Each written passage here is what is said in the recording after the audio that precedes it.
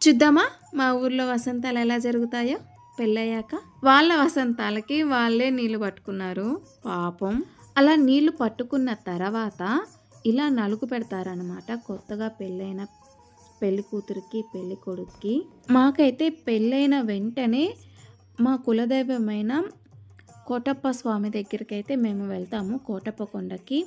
అక్కడ దర్శనం చేసుకొని వచ్చాక మాకు మా అత్తగారు వాళ్ళ ఇంట్లో ఇలా నలుగు పెడతారు. ఇలా నలుగు పెట్టాక మాకు అయితే వసంతాలు స్టార్ట్ చేస్తారనమాట. అమ్మాయికి అబ్బాయికి ఆపోజిట్లో ఒక వాటర్ తోటి గంగాలాలు పెట్టేసి ఒకరు నెత్తిన ఒకరు పోసుకొని ఎందుకు చేస్తారో నాకైతే ఐడియా లేదు. మీకు తెలిస్తే చెప్పండి. నాకు పెళ్ళయ్యే వరకు వసంతాలంటే ఏందో కూడా తెలియదు. నాకైతే డైరెక్ట్గా మా పెళ్ళిలోనే తెలిసింది.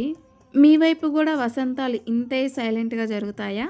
అవునా కాదో నాతో చెప్పండి. Please subscribe. Bye bye.